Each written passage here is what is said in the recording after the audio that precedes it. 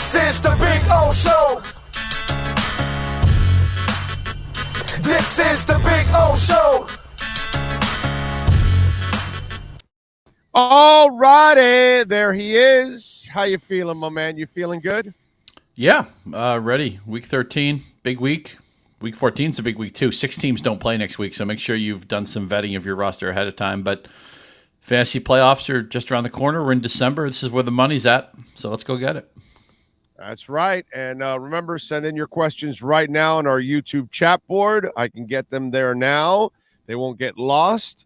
And, of course, the easiest way for me to find them is on our Welt and Rayom text line at 855-912-1056. If you're looking for the law firm that's going to fight for you, Welt and Rayom in Hollywood, if you're in South Florida, that's who you want to call. All right. By the way, I would imagine in New England, outside of Ramondre Stevenson, you really don't want to own anybody else, right? In that offense. Yeah, man, what a dead offense. And I'm curious to see what happens with Patriots. They lose on Thursday. They basically make one play on offense from a guy who isn't really part of their offensive package. There's going to be some kind of reckoning because the players are frustrated.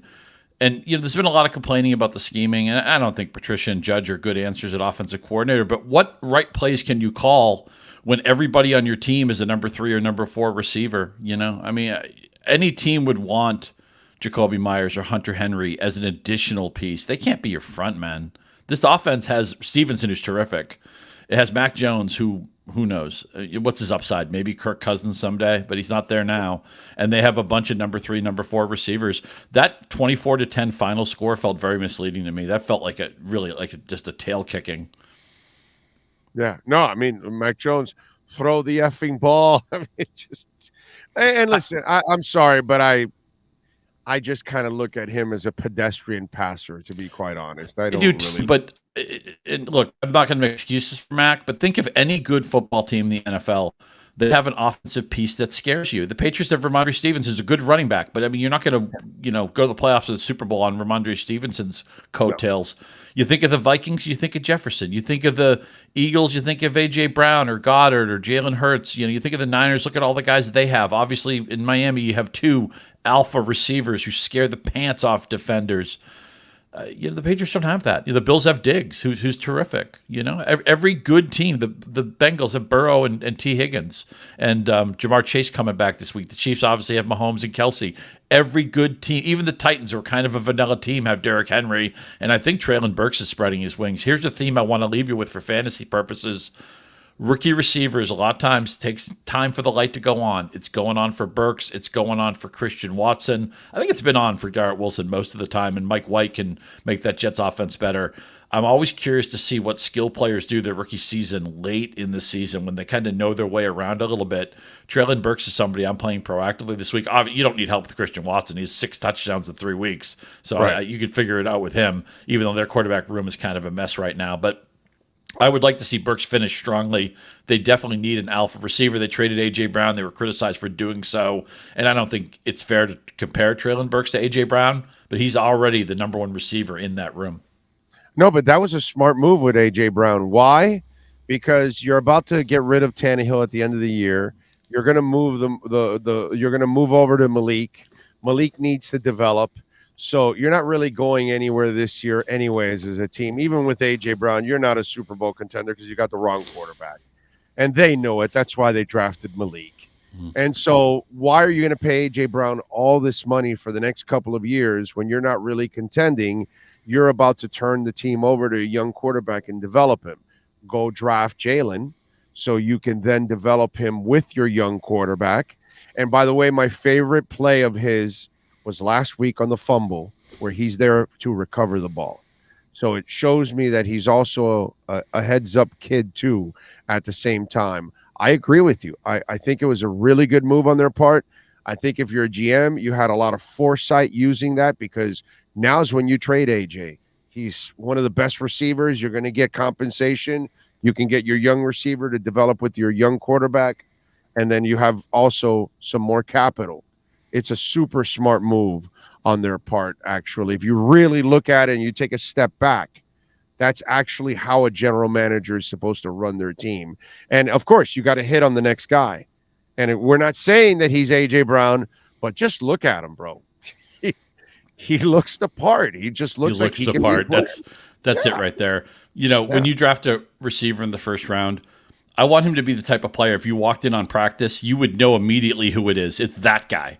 And that's what you say about Burks. He looks the part. You don't like, think of when the Rams drafted Tavon Austin. You could go to Rams practice and be like, wait a minute, they have a first round receiver here. Which guy is it? I don't see him. Is he sick today? Did he not come in today? Is he in traffic court? What's going on here?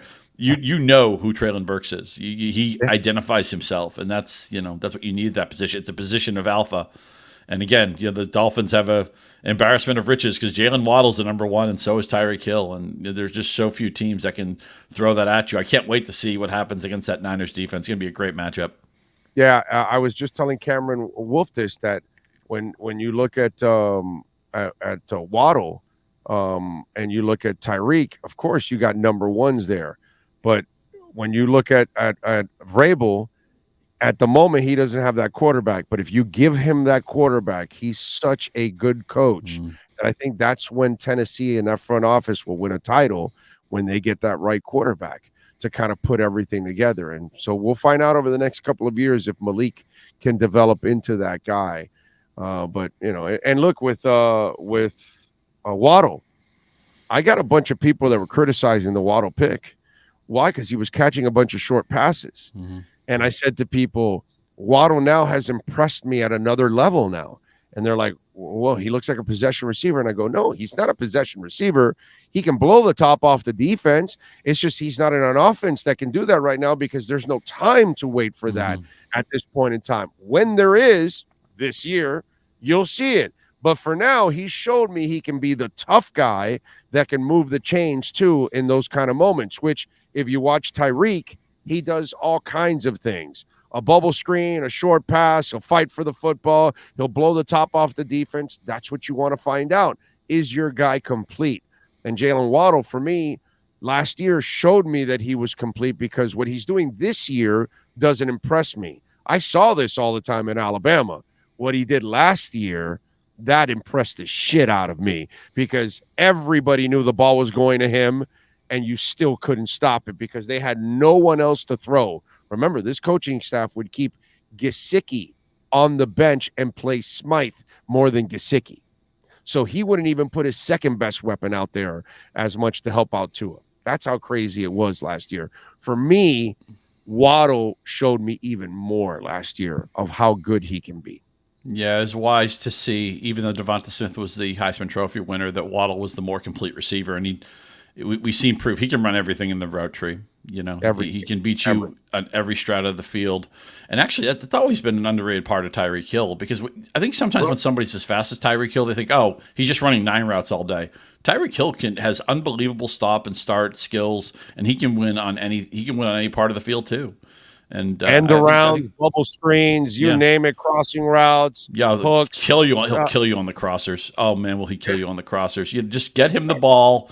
And get him the ball where he can catch it and do something after the catch. And then any 5-yard, 10-yard pass can be a touchdown. When I watched Jalen Waddle's scouting tape, CeeDee Lamb was a lot like this too. He'd have these plays where I'd call them, this really goes for a touchdown, where he'd catch the ball like 5 yards from the line of scrimmage in the middle of the field, and then he'd run by 5 defenders and score. Any play can be a touchdown with these guys. And again, it's almost unfair to have 2 of them. Every offense would love to have one of them. The Patriots don't have one of these guys. They need one of these guys. The Steelers are hoping that George Pickens can be one of these guys because Deontay Johnson isn't. Chase Claypool wasn't. They're good players. You need guys who, like, the defense is going to have a nightmare all week thinking, how do I stop this guy? And again, Miami has 2 of those guys. You're happy if you have one. Minnesota has one, Justin Jefferson. He totally tilts the whole offense. Kirk Cousins has the worst stats of his career with peak Justin Jefferson. I still don't know how that's possible, but it's true. But, Justin Jefferson, who went behind Jalen Reagor, it just shows you in their drafts so often we don't know anything, right? Imagine taking Jalen Reagor before Jefferson. I know they're teammates. Now, I don't mean to pick on Reagor. The Patriots took N'Keal Harry in that draft that had A.J. Brown, that had Terry McLaurin, that had DK Metcalf and Deebo Samuel and all down the line. The Patriots thought N'Keal Harry was the guy. It's, drafting is hard, man. Hell yeah. All right, let's get to the fantasy questions. Line them up here on the YouTube chat board or send them in on the Welt and Rayom text line at 855-912-1056. All right, Tua or Geno? Great question. Geno Smith, 5 straight ratings over 100. I think Geno's a little bit safer because I don't think there's any chance he face plants against the Rams team that may have given up. Donald may not play this week, but Tua's got more upside because he's got, even though I like the Seattle receivers, Miami's got more dynamic playmakers at that position. I lean Tua. I'd be fine with Smith. I think you got 2 winners there. All right, flex spot. Mostert, Ayuk, Judy, Murray, or Devontae Smith? Man, a lot of choices. I lean Ayuk. I get the problem in San Francisco that they kind of cannibalize each other. They have too many people. There's one football. At least Garoppolo doesn't run. I mean, imagine if they had a mobile quarterback, things would be splintered even more. But maybe they need their core guys a little bit more this week with the injuries they had in the backfield, and even McCaffrey may not be 100%. I think Ayuk will be. I feel confident he'll either get you yardage or a touchdown, and maybe both. He's inside my top 20 at wide receiver. All right, Deshaun Watson or Tom Brady, or pick one, Cook or Christian Watson? Is that Dalvin Cook or Christian Watson? I have to play Dalvin Cook. As great as Watson's been, Christian Watson's been. As far as Deshaun goes, and it's no fun to talk about it, but we have to. The guy hasn't played in 2 years. Wide range of outcomes. I know. It's a soft landing going to Houston, who's a horrible team. Although he has the whole circus of the fact that he used to play there and he forced his way out of there. I could see a lot of different outcomes for him. Now, Tom Brady's been no treat, of course. I mean, they didn't look great in Germany. They got a win, and they come back and they play horrible against Cleveland last week. I lean Watson. They're both outside by top 10. I'm not really eager to play either one of them. If Watson scores 24 points, I'll nod and say, oh, yeah, he's a really talented guy. If he scores 11 points, I'll nod and say, yeah, he hasn't played in 2 years. He just met his teammates a couple of weeks ago practically. He didn't look good in the preseason for a very small sample. I just want you to appreciate a wide range of outcomes in his first start. Welton Rayom text line 855-912-1056. Full PPR, I have 3 wide receivers, 2 spots. Zay Jones, Joshua Palmer, Juju Smith-Schuster. Really, really close. It's weird to think that Zay Jones is the first guy I want to play because just Detroit's such a good matchup. And then I lean Juju. I know they kind of eased him back off the concussion. He didn't get full snaps last week. I would think he's a full go this week, and just the exposure to Patrick Mahomes is a good thing. I'm going to sit Palmer, plus maybe they get Williams back. Keenan Allen, of course, is back for the Chargers, so that hurts Palmer a little bit. All in the same bucket. I will sit Palmer. Okay. Pierce, Jeff Wilson, Rashad White, or P. Ryan for my number 2 back this week. And then Kenneth Walker's is number 1. Now, I'd like to see Walker get a little bit. He's been a little bit boom or bust dependent, but obviously the class of your backfield. I know this is risky. First of all, P. Ryan you would play if Mixon's ruled out. I think Mixon is going to play, so that's going to take P. Ryan out of the equation. If he had the start, I'd be fine with him. I know Pierce hasn't done much the last couple of weeks, and you saw it last week. Miami had 30-0, so they got off the bus. To the point, Tua could have had 500 or 600 yards easy, but they backed off, and I don't blame them for doing so. But I think Pierce will get double-digit touches this week. I think Houston will be competitive. This is kind of Houston's Super Bowl, right? I mean, Watson left town, dumped all over the team. I know not everybody's the same. Rosters turn over in the NFL pretty quickly, but I think Houston will be competitive. Even though Pierce has done nothing the last 2 weeks, the Browns are 31st in run defense. So I'm going to give Pierce a shot here. I get there's no floor. I understand it. I know why you're asking me, Pierce, but I'm going to give him a chance against this Browns running defense, which is very bad. All right, Welton Rayom text line 855-912-1056. Hurst or Everett? Tight end's no fun. I'm going to go Hurst. I just see more scoring at that position. I mean, if you have Kelsey, you're great. If you have Andrews, it's been up and down, and everybody else either got hurt or has let you down, or hasn't. I thought Everett was in a great spot last week, and he let me down. I'm going to go Hurst just because I think that game has more scoring potential, and maybe their usage is a little bit more compact than Cincinnati. But this is a chance either one of these guys could get 18 points. Up to 18 points, 18 yards. I'd love 18 points from them. That may be a whole month of production. I lean Hurst, but it's not with any conviction. All right, Joey's asking, my roster is stacked. Should I drop Zay Jones or for James Cook? My wide receivers are Hill, Lamb, Judy, and Olave. I think I'd want to keep Zay Jones, but I understand with Cook what you're thinking. I mean, he got more touches last night than Singletary, but that's man, he still has to deal with Singletary. Josh Allen's going to have games where he runs for touchdowns or runs for 40, 50 yards. I don't think Cook's going to be fantasy playable unless Singletary gets hurt. Of course, Singletary could get hurt, and it's part of the game at running back. But I could do that move. I don't think you have to. Zay Jones is somebody I want on my roster too. All right. Pirine or Ayuk if Mixon does not play.